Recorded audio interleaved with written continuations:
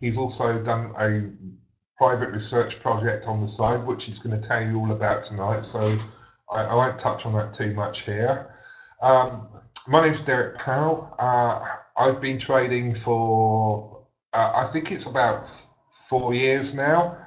And during the course of that time, I've often found it's difficult to maintain consistency in trading results, particularly when live money is involved. And this is kind of how I got involved with Ken and NeuroTrader, because essentially this technology addresses the biggest problem with trading, and that's, I think we all know, that is the emotional aspect. It's not so much the technical analysis, although that is obviously very important. Your system is important. The way you interpret your system, the way you take your signals from the market is obviously very important.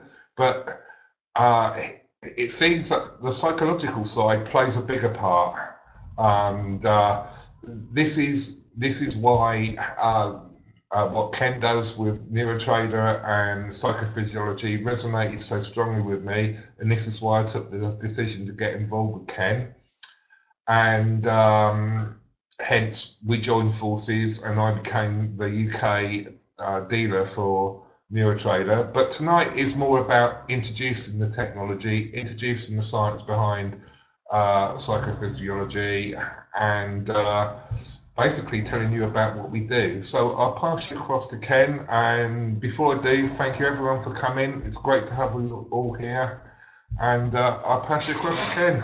Good evening, Ken. Hi Derek, thanks a lot, and welcome to everybody for turning out tonight. In short, what tonight is primarily about is to open up your understanding towards the biological effects of trading. So when we speak about, as Derek said earlier, about the emotional aspect, what we're really talking about is the connection between our psychology and our biology. So getting afraid, getting excited, all these things are very detrimental for consistent trading success.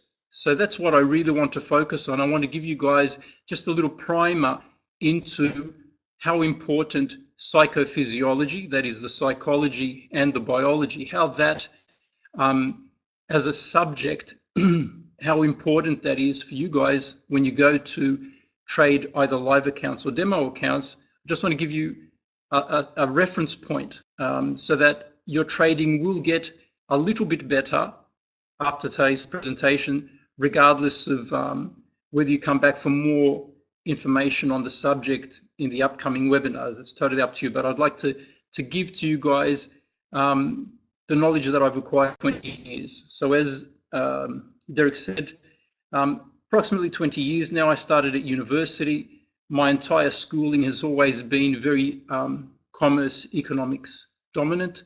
I have a master's in finance. And so it was normal for me to, well, I always had an inclination towards the markets, even as a child. But once I was at university, I took on subjects in terms of portfolio analysis, portfolio design, securities analysis, finance law, and these sorts of things. And so I found it very easy and very natural to trade the markets during university. I progressed straight away to trade my own private account with a partnership, and things just took off from there.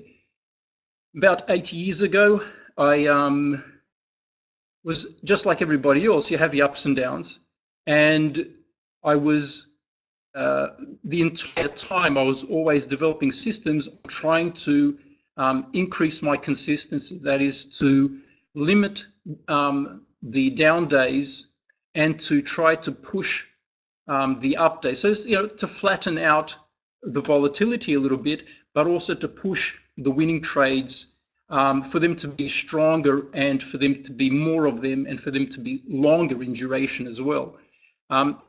So obviously, by doing this, you focus on mathematical things correlations, correlation matrices, and all this sort of stuff, technical analysis, fundamental analysis. Then I moved into qualitative assessment, assessing myself. What is happening to me now? I wanted to start to understand, why did I have a winning day yesterday and why am I having a losing day today? Why did I have a string of 3 winning days in a row and that was followed by 2 losing days, or a week of losing days? Why would I be frustrated? Why would I be extremely excited? And why were those 2 emotional responses not correlated to success either?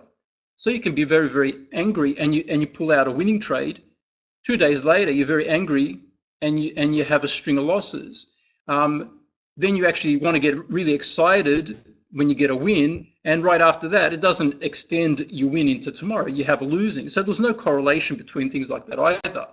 And so I got into qualitative analysis, which is simply recognizing anything during the process of trading, documenting it, and putting it on a Likert scale. So from 0 to 5, how do I feel about my entry point? 0 to 5, how do I feel about the pound dollar? How do I feel about the euro USD now? How do I feel about my profit target? And all these things I started to document, and I really wasn't satisfied with those results either, because they're subjective. So if I classify myself as a 3 out of 5 today, my 3 out of 5 today and my 3 out of 5 tomorrow, it doesn't mean that I'm in both days, that I'm going to have 2 successful days, because they're subjective and in context with today. So I could be a 3 out of 5 today, given all of the difficult obstacles, challenges, and that I have on today. And tomorrow I could have a totally different context, set of challenges, which also makes me a 3 out of 5, but I could have a winning day yesterday and I could have a losing day today.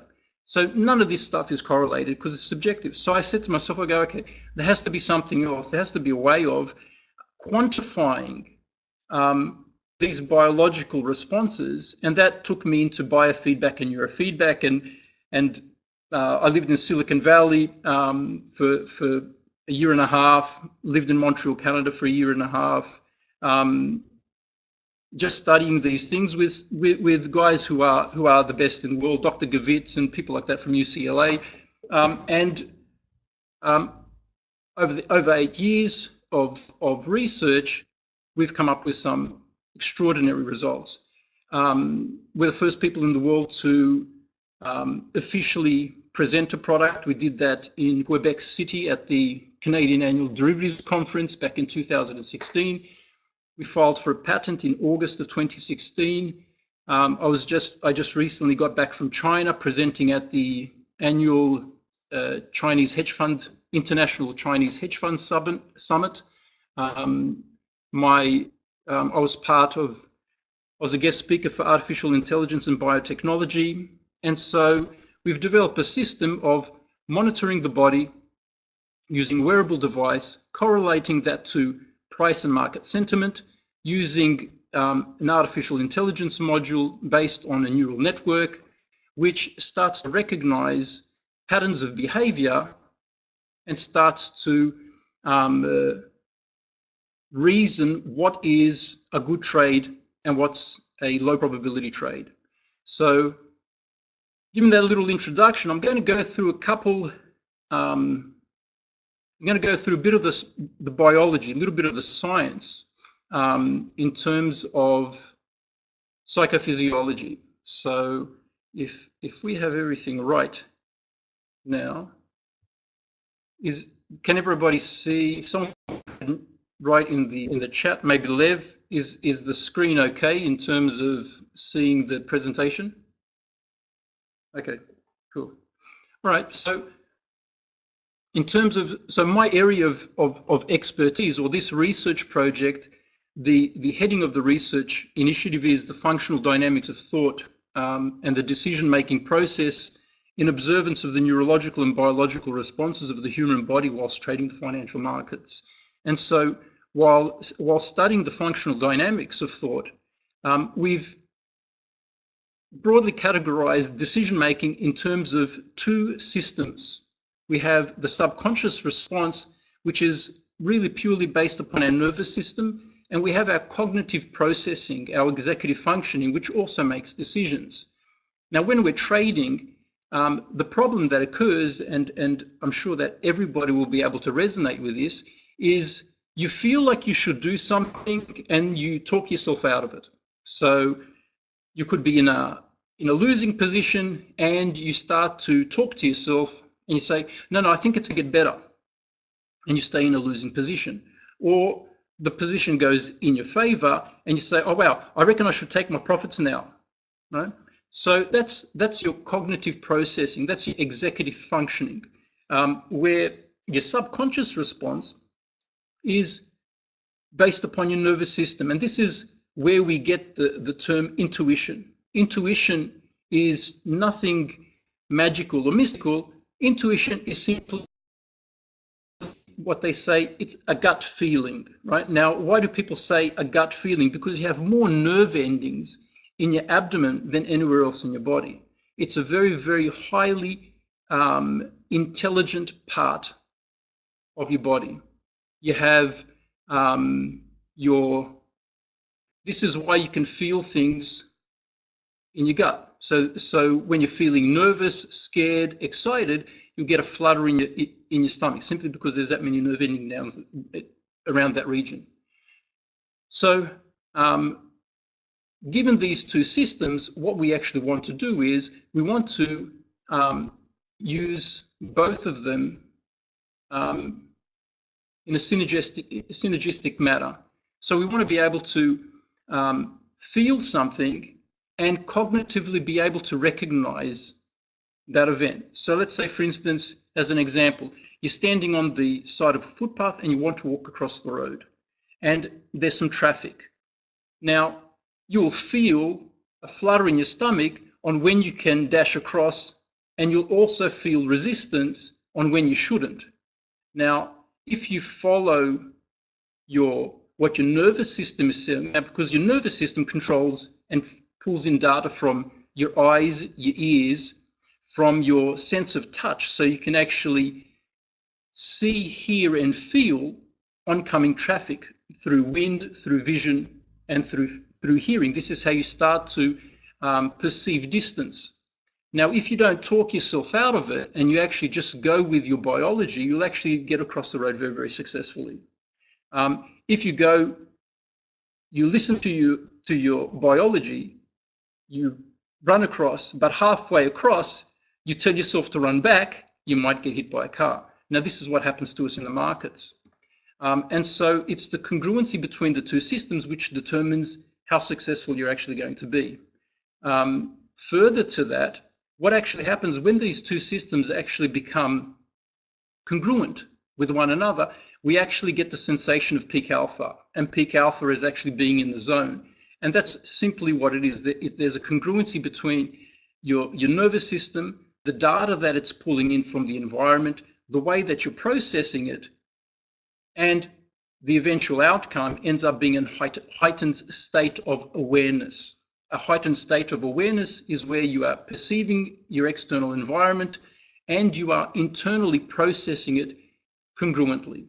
So that brings us to this slide, which I had just explained now. So we realized this quite a number of years ago now, and we simply came up with this very simple formula where your present environment multiplied by the amount of resistance that you feel biologically is going to equate to the degree of success that you're going to have. Again, we can go back to this example of running across the road. You're standing on one side of the road, you need to get across to the other side of the road, which is the light bulb on top of the little man's head. But if you multiply the environment, which is the oncoming traffic, with the idea of going across the road, you multiply that by the amount of biological resistance he's experiencing is going to equate to the degree of success. So we actually then started to monitor the body, multiplied that by quantifying resistance, and that started to give it equate to whether or not we were going to be successful in the market or not. So, and as we all know, like these two pictures will show, biologically, a winning trader and a losing trade are absolutely two different things. The interesting thing, though, is that they're very similar as well. So the similarity lies in muscle tension, right? The guy on the left who's just pulled off a winning trade, there's muscle tension there, right? His fists, he's made fists. He's got tense muscles now. The girl too, who's rubbing her eyes, she's actually got muscle tension there as well. There's a very, very thin line between being nervous and excited, right? So when you're in the market, you are feeling a biological response. Now, you can either frame it as being nervous or you can frame it as being excited. So if the markets are just about to go up and you're feeling nervous, it's because you want to go short. You're feeling the same biological response. If you're going to go long, you're going to feel excited. But the biology is always the same, and psychology has proven this a million times. And my wife is a doctor of psychology, and she was the first one who introduced this concept to me. She goes, biologically, there is no difference between being nervous and excited. It's the association we put to it, which determines whether one person says I'm nervous and the other person says I'm excited. It depends on what you're looking towards. And so I'll show you a couple trades, winning and losing trades, where we had fully connected the trader with biosensors. And you'll start to see the profound biological differences between winning and losing trades. And you'll see that it's just absolutely obvious that there's a difference. So this is a winning short trade in the euro early in the morning. And this is the biology. The light blue line, the light blue at the top, the light blue waves there, that's abdominal breathing. And so you're going to have to take my word for it, because maybe if some of you haven't seen these types of graphs before, this is a relatively stable abdominal breathing, right? Yes, it goes up and a little bit wavy, but in the context of abdominal breathing, let's just classify this as being relatively stable. The other thing that you'll note is the red line is temperature. We measure temperature at the tip of the finger, and you'll notice that it is very, very stable and it's constantly increasing. So there's two things that we want to remember about abdominal breathing and temperature of a winning trade. So now we'll go show you another one. Yeah. So this is another winning trade. This is in the afternoon. This is during the US session.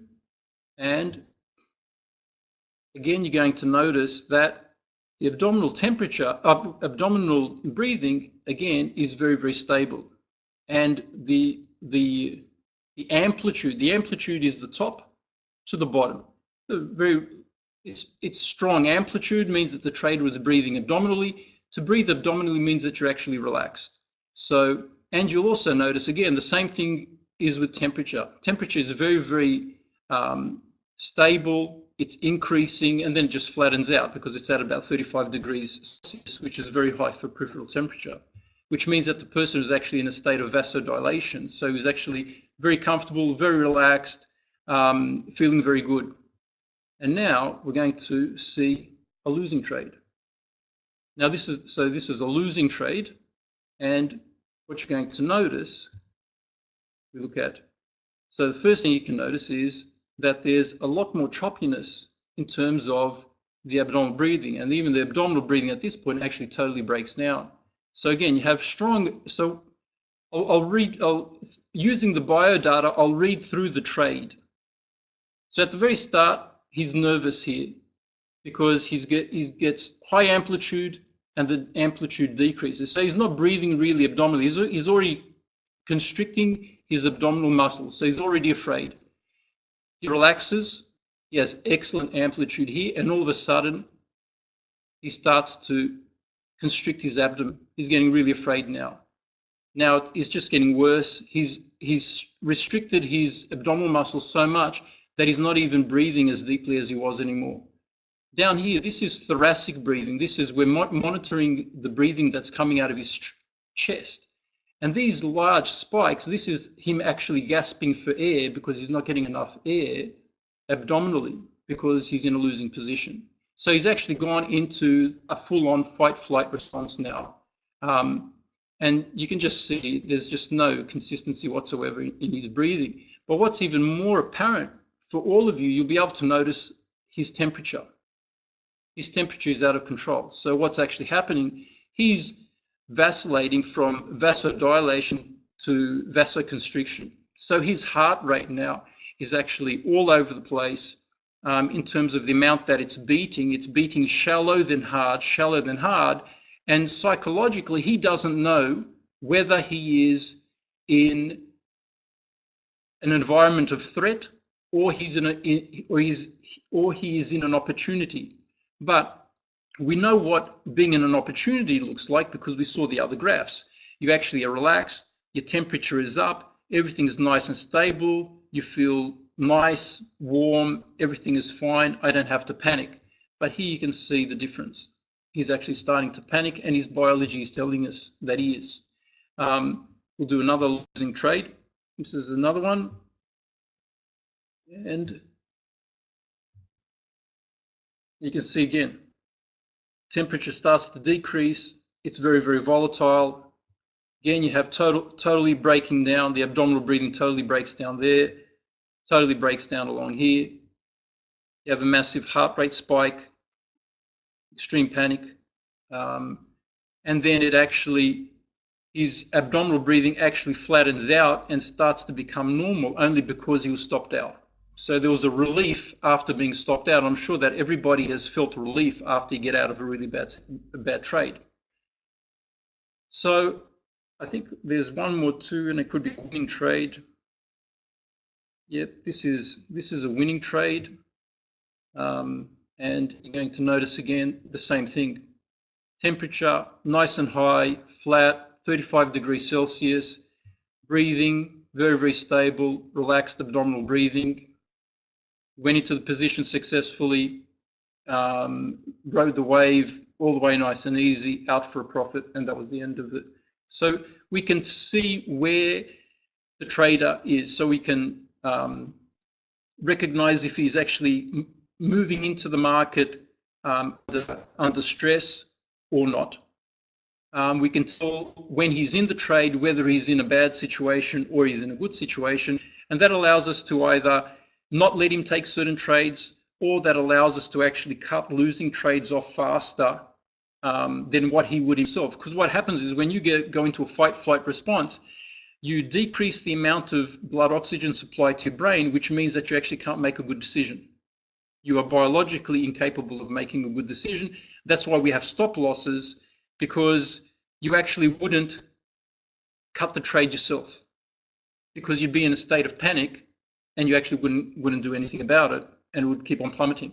This is why, unfortunately, in real bad real life situations like the Twin Towers collapse, people were jumping out of windows. This is the fight-flight response. You're no longer in control of your executive functioning. You have extreme amounts of adrenaline pouring into the system, which again decreases blood oxygen supply to your brain, and you will not exit a losing trade well, because your executive functioning is not online.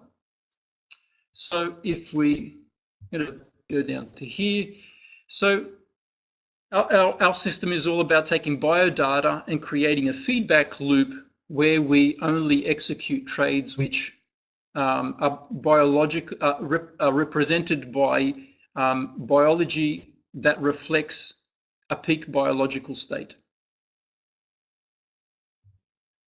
This is just a schematic of our patent pending technology server side and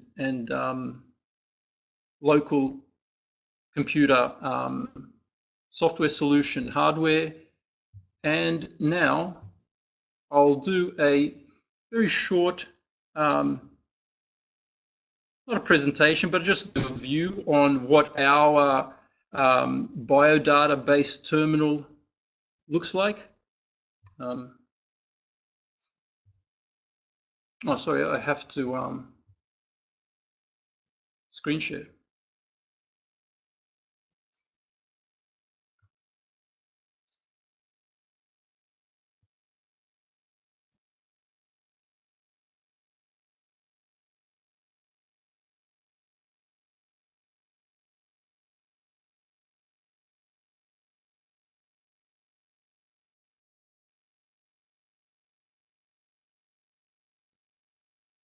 Okay, can you guys see the screen?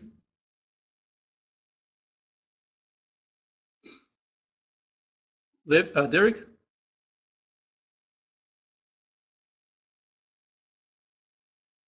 didn't hear you, Derek. Can you see the screen?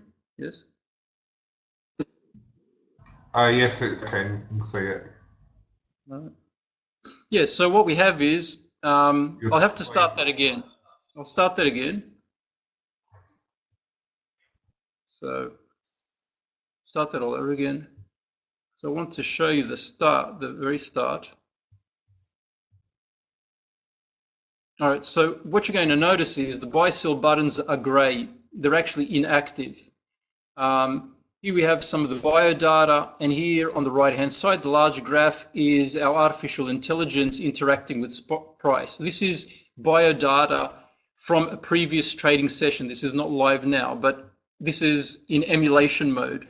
Now, what you're going to notice is here the buy and sell button, when the artificial intelligence recognizes from the biology that the trader is in a state commensurate to the peak state, it actually activates the buttons. It will not activate the buttons until the trader is in a biological state commensurate with a peak state. So we don't allow people to take trades when they're, let's just say, when they're offline in terms of biology and their capacity to make decisions. We have a peak performance indicator. This is a visual representation of what our algorithm says in terms of where you are into vasodilation and the peak state. Down here we have a representation of the 16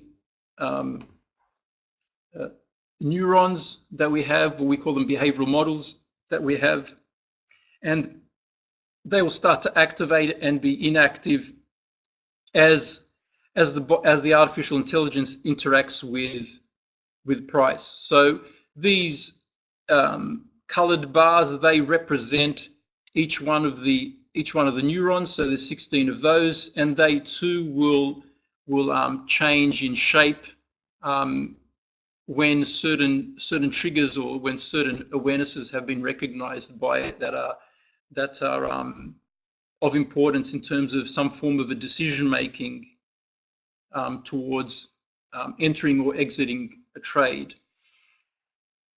So that is pretty much it. So similar to most other trading systems, we have our orders windows, recap of data that comes from the artificial intelligence, and I think that's pretty much it for what I wanted to cover as an initial primer to the topic of psychophysiology or biology and peak performance trading. A little bit of an insight into where the industry is going.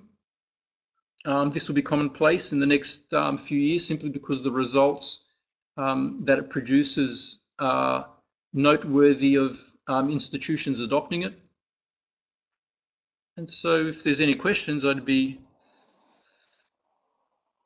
happy to answer any questions that you have. Whilst you're there, Ken, can you just cover the pacer side of it? Because I think a lot of people probably looked at the pacer and didn't know what it was. All right, so we have a breathing pacer there in order to regulate your breathing. By regulating your breathing, you have a high probability of regulating your heart rate. if you regulate your breathing and your heart rate, then you're going to be in a greater position to, number one, oxygenate your blood.